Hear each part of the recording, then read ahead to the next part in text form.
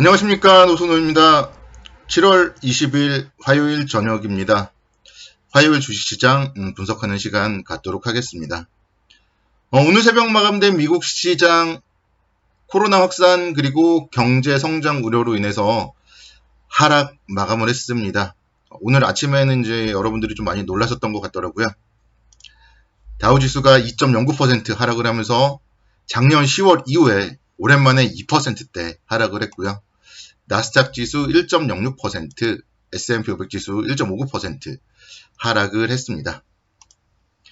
일단은 전반적으로 봤을 때 그러면서 국제 유가 그리고 금리 그리고 주식시장 이렇게 동반급락했다는 게 특징적이었습니다. 유가의 움직임 한번 좀 체크를 해볼까요? WTI 기준으로 봤을 때 무려 하루 만에 7%가 하락을 했어요. 그러면서 이제 배럴당 66달러 선까지 70달러 선에서 한 번에 66달러 선까지 하락을 했습니다. 그러니까 제가 유가에 대해서 가끔 언급을 드렸잖아요. 그래서 유가가 상승을 할 때는 경제가 좀 좋아진다 그런 신호기 때문에 시장이 긍정적이지만 지난주부터 유가의 움직임이 계속 좀 꺾이기 시작했었고 그런 부분들 지난 주말에도 제가 좀 자세하게 분석을 해드렸었습니다. 그래서 이렇게 국제유가가 하락을 하는 부분은 썩 좋은 편은 아닌 것 같아요. 그것도 이제 폭락이잖아요. 그래서 좋은 편은 좀 아니다. 이렇게 이제 설명을 드릴 수 있겠고, 금리 같은 경우에도 상당히 좀 큰 폭으로 하락을 했습니다. 미국의 10년 만기 국채 수익률이요. 1.2%를 하향 돌파하는 1.191%까지 하락을 했습니다. 이것도 마찬가지로 하루 만에 거의 0.1% 정도가 하락을 해서 10% 정도가 하루 만에 하락을 했습니다. 그래서 전반적으로 유가라든가 금리가 변동성이 상당히 크다. 이 부분은 주식시장에 일단 부정적으로 봐야 될 것 같고, 미중 간의 갈등이 또 장중에는 부각이 되었어요. 특히 이제 오늘 같은 경우 장중에 미국과 중국이 군사 대결을 한다 그런 얘기까지도 나왔습니다. 대만을 사이에 두고 미국과 중국의 군사 대결 이런 부분들이 좀 나왔고, 그래서 오늘 시장 보시면은요, 아시아 시장 중에서 대만 가권 지수가 1.46% 하락하면서 낙폭이 좀 가장 컸어요. 그런 부분들 이제 어쨌든 대만이라던가 이런 아시아 시장, 국내 주식시장과 좀 연동이 되기 때문에 우리 시장이 오늘 오후에 한번 출렁거렸었거든요. 그 시간대에 아마 이제 이런 얘기들이 나오면서 대만 시장 영향을 좀 받는 그런 모습을 보였습니다.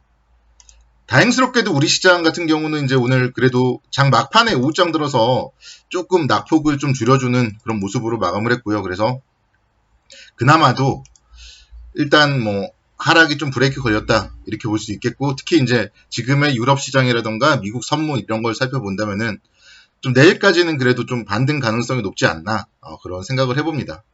네, 지금의 미국 선물을 믿을 수는 없겠죠. 그래도 한번 좀 기대를 해보도록 하겠고, 대신에 이제 여기서 중요한 거는요, 반등을 하면 우리가 어떤 액션을 취해야 되는지 요거에 대해서 이제 잘 생각을 해보셔야 돼요. 물론 오늘도 사신 분들도 분명 계실 거고 그렇지만 지금은 사더라도 정말 방망이를 짧게 잡고 짧게 2박 3일 정도 스윙 트레이딩 관점으로 접근을 해야지 중장기적으로 끌고 가는 그런 매매를 할 자리는 아니다. 이 부분을 먼저 말씀드릴 거고요. 웬만하시면은 매수보다는 반등 시에 좀 비중 축소 관점으로 접근을 하자. 이렇게 설명을 드리도록 하겠습니다. 시장을 한번 생각해 보시면요. 1월 달에 1월 11일 날 고점을 형성했어요. 그리고 나서 사실 2월, 3월 달까지 좀 힘든 나날들을 보냈었죠. 그러니까 이걸 다시 생각해 보시면은 6월 25일 날 시장이 일단은 고점을 형성했어요. 그리고 나서 또다시 한 달, 두 달 힘든 나날들을 보낼 가능성이 많다. 그렇게 말씀을 드리겠습니다. 제가 어제도 말씀드렸죠. 한 달 정도는 좀 보수적으로 보자. 이렇게 이제 말씀드렸었는데, 그러니까 최소한도 여기서는 반등 시에 비중 축소 관점으로 접근을 하는 게 바람직해 보이고요. 특히 이제 이평선이나 이런 부분들도 지금이 역배열 초입이거든요.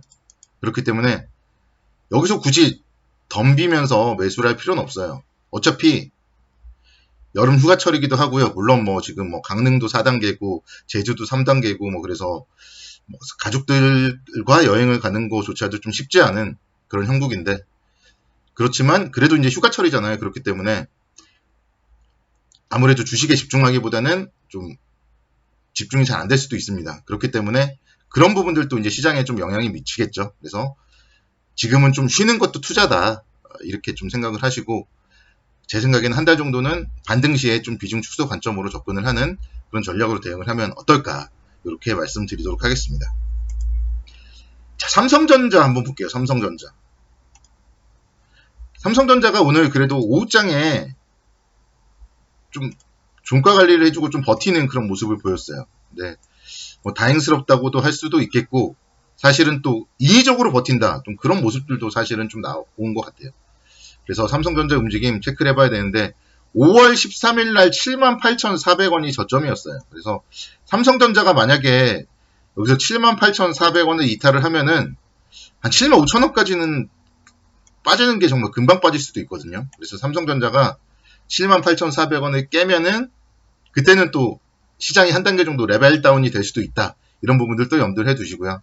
내일 이후에 물론 8만원대 안착하고 뭔가 좀 반도체 쪽에 좀 드라마틱한 그런 얘기들이 나오면서 올라준다면 다행이겠지만, 그런 게 아니라면은 일단은 삼성전자가 지금 위험 순간에서 오늘 좀 오후장에 좀 반등을 해줬다, 이런 부분들 계속적으로 그 지지 라인이 지켜지는지 체크를 좀 해봐야 될 것 같습니다. 자, 삼성전자와 이제 또 한 축에서 카카오가 있습니다. 카카오가 6월 24일 날 장대 음봉을 맞았고요. 이제 그 이후에 좀 조심하는 게 좋겠다, 그렇게 제가 설명을 드렸었죠. 그리고 나서 지금 역시 이제 한 달 정도 좀 쉬는 모습을 보였습니다. 그렇다면 여기서 반등을 할 것이냐, 그거에 대해서 이제 생각을 해봐야 되고요. 카카오도 마찬가지예요. 카카오의 지지 라인은요, 카카오는 일봉상으로 지금 계속 이제 저점이니까 지지선이 별로 안 보이잖아요. 그래서 월봉상 한번 볼게요. 그러면은 6월 달에 상당히 큰 장대 양봉이 있었습니다. 그래서 6월 달에 장대 양봉, 꼬리는 띄고 몸통만 봤을 때 중간이 142,000원이에요. 그래서 카카오마저도 만약에 142,000원을 이탈한다면 그때는 시장에 이제 또 버팀목의 한 축을 잃는 거다. 그래서 카카오의 142,000원 지지 여부 좀 체크를 해보자, 이렇게 좀 말씀드리겠습니다. 카카오가 좀 다시 한번 좀 상승 추세로 복귀하려면은 좀 시간이 좀 걸릴 것 같다. 그래서 최선은 여기서 사실 이제 지지라인을 지켜주면서 기간 조정을 갖는 게 최선이다, 이렇게 설명을 드리도록 하겠고요. 카카오와 삼성전자가 어떻게 버텨주는지에 대해서 주목을 해서 살펴봐야 되겠습니다. 금리가 계속 인하되다 보니까 이제 오늘 같은 경우 보면은 금융 지주사들도 하락을 했어요. 좀 그런데 이제 주목해 볼 점은, 제가 좀 요즘에 좀 보고 있는 우리금융지주 같은 경우가 마이너스 1.77%에서 거의 뭐 50원 하락까지 낙폭을 좀 줄이는 그런 모습을 보였더라고요. 그래서 일단 은행주, 뭐 보험주, 미국 국채금리 급락 여파에 따라서 하락을 했는데, 여기서 이제 중요한 거는 국내의 금리예요. 국내에서는 사실 지금 만약에 지금 코로나 확산만 아니었다면은 사실 8월 달에도 금리 인상을 할 수도 있었는데, 원래 이제 이주열 하는 총재가 올해 2차례 금리 인상을 하겠다고 했었거든요. 그래서 그렇다면 원래 8월 달에 금리 인상을 하는 거였는데, 지금은 뭐 사실 그 정도는 물 건너가지 않았을까 생각은 들지만, 어쨌든 10월, 11월 달 정도에는 한 차례 정도 충분히 금리 인상을 할 수가 있습니다. 그렇기 때문에 이번 하락장에서 여러분들은 금리 인상 수혜주들에 대해서 미국 금리 때문에 좀 떨어졌을 때 오히려 좀 저점 매수 관점으로 접근을 하는 게 바람직하다. 그래서 지금 그러니까 매수할 업종이나 이런 게 잘 보이지가 않는데, 은행주라던가 보험주 이쪽 섹터는 좀 계속적으로 좀 관심 있게 지켜보셔야 되고, 오히려 미국 국채금리 급락 이런 얘기들이 나왔을 때 밑에서 좀 저점 매수 관점으로 접근을 하는 게 바람직하다, 이렇게 설명을 드릴게요. 현대해상도 마찬가지예요. 현대해상도 제가 생각했던 자리들이 또 왔어요. 23,000원대, 24,000원대 이 정도 자리에서 만약에 24,000원 정도 오면은 현대해상 같은 기업들은 좀 중장기적으로, 그러니까 이런 기업들은요, 은행이나 보험은요, 그냥 분할로 매수하고 두는 거예요. 연말에 배당받으면 되잖아요. 그래서 중장기적인 투자 가장 안전한 종목이 금융주다. 이 정도 오늘 설명드리면서 마무리하도록 하겠습니다. 무더위 속에서 건강관리 주의하시기 바라겠고요. 내일도 성공투자를 기원하겠습니다.